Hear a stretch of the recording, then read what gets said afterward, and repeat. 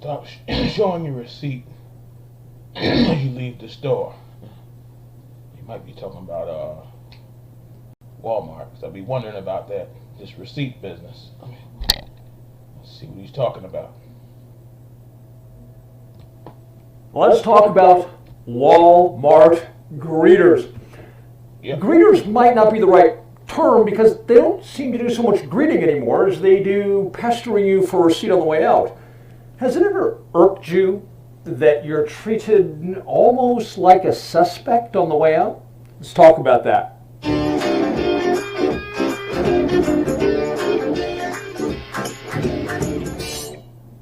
I live in a small town in southern Nevada, and Walmart is the thing. We don't even have a movie theater. So while I reference Walmart as far as being pestered for a receipt on the way out, they are by far not the only company in America that does that. Now, before I get going, I want you to know, if you participate in a membership store like Costco, where you have to pay an annual fee and get a card and have to show the card to get in, nothing I'm about to say in this video applies to that, because that is governed by your contract with the store.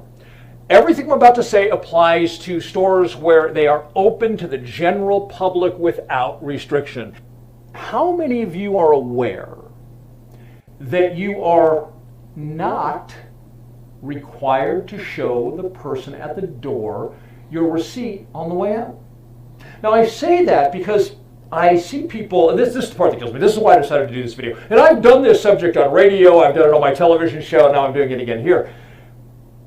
I literally see people backed up, lines of people with full carts, waiting to show the Walmart greeter or the Walmart door cop their receipt on the way out. I literally said to one older gentleman, big guy, he was like 6'6", kind of leaning down on his car. He's like the fifth guy in line, and I just happened to be about to grab my bags off the carousel and leave, and I looked at him and I said, because he happened to look over at that moment, and I said, you know you don't have to wait in that line, you can just leave, right? And he just... and he stood there waiting in line. Maybe he's retired, he has all the time in the world. I don't, and I'm not going to wait in that line. So when I say you don't have to, and I say a lot of people believe they do, what's the principle here? Okay, first of all, if you walk into a Walmart, let's say you're wearing, I don't know, a NoFX t-shirt, a pair of shorts, shoes, you've got, I don't know, you've got an iPod in one pocket, you've got your phone in the other, maybe you've got a pair of glasses, you got, a couple of bucks in your pocket. You go and you do your shopping, and on the way out, the greeter, the door cop, says, maybe I should call it the receipt cop, says, I see you have a bulge there in your pocket. Know about that? Show me what's in your pocket or you cannot leave. Know about that? How many of you would say, okay? Or how many of you would say, hey, fuck off?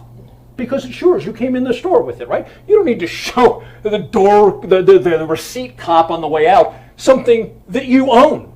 That person isn't a police officer. There's no probable cause. There's no reasonable suspicion. There's nothing. And the fact that you're in a private business doesn't change that. Your rights don't evaporate. He's got a point there.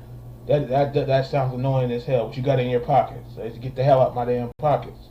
And that shit is funny though. He's talking about call them the receipt cop. Let me see what do we got here. Okay, let's see that. Let's see that. See what you got in that basket now. Know about that. Great.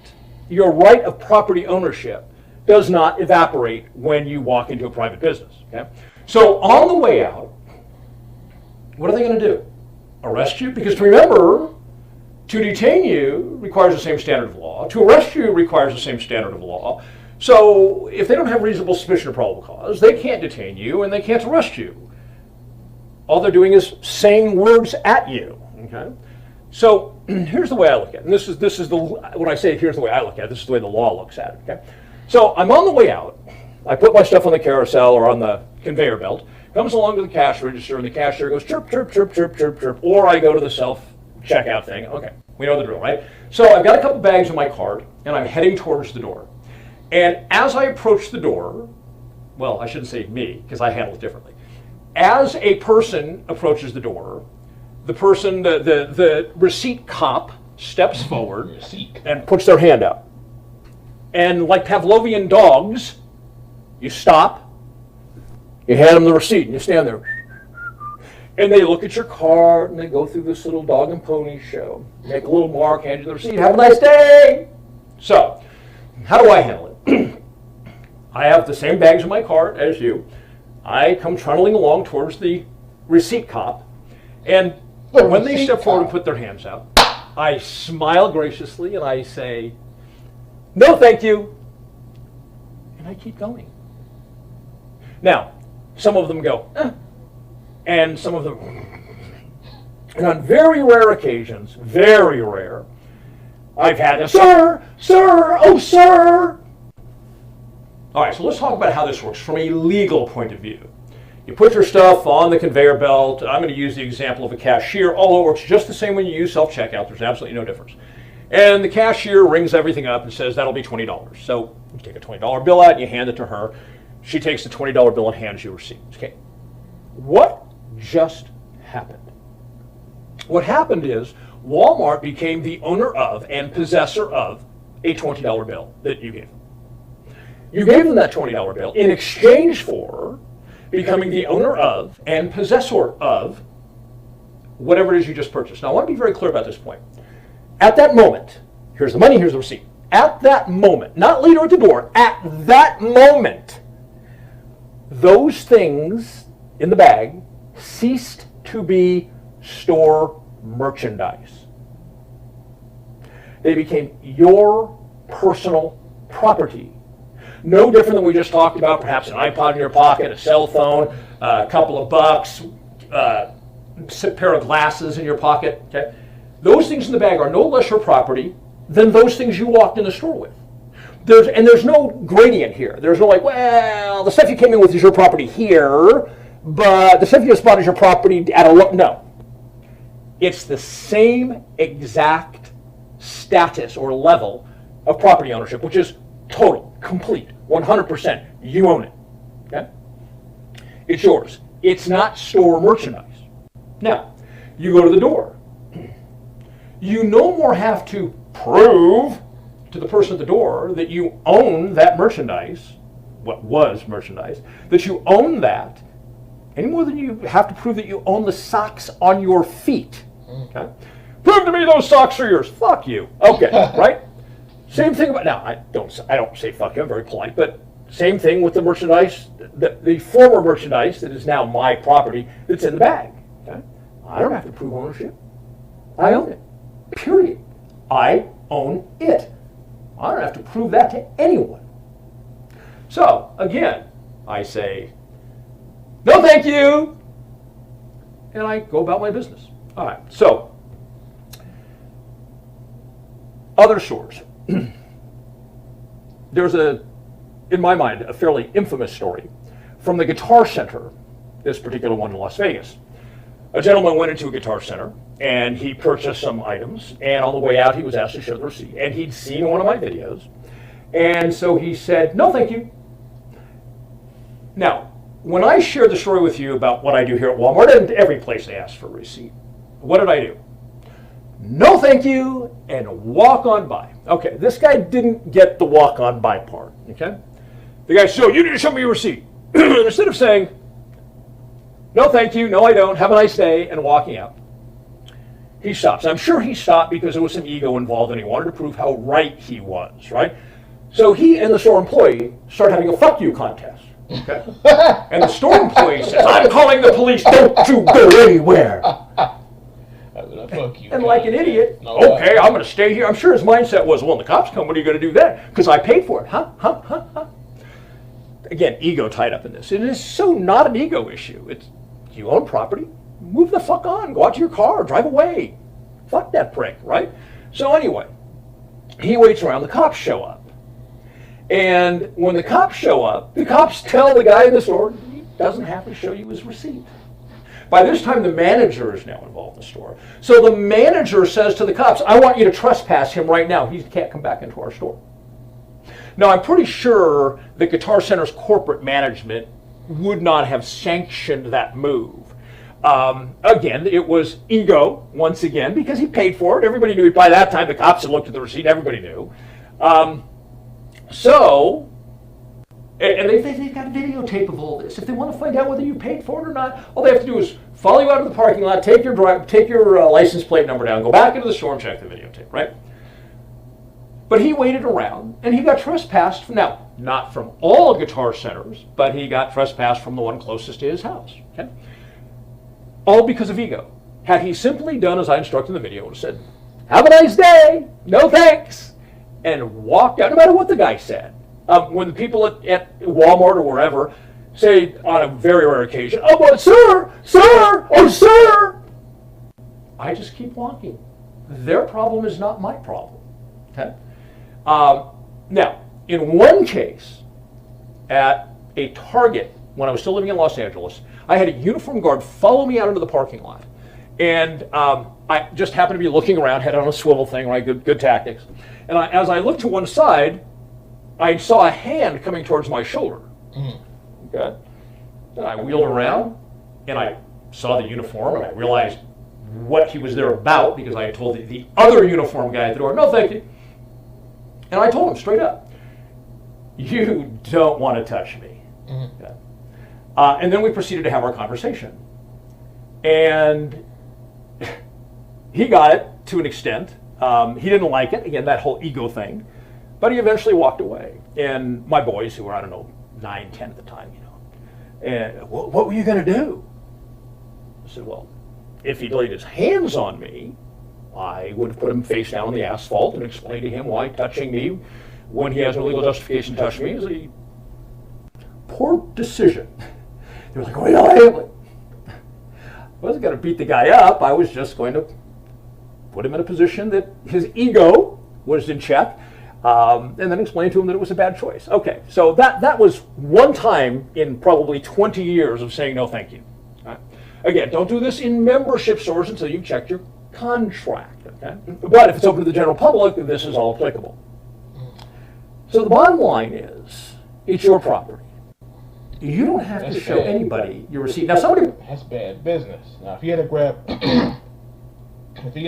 grab that man's shoulder, and you don't know this man's a black belt or whatever, you could have took his arm, took his hand and broke it for him, grabbing his shoulder, and he already paid for the stuff.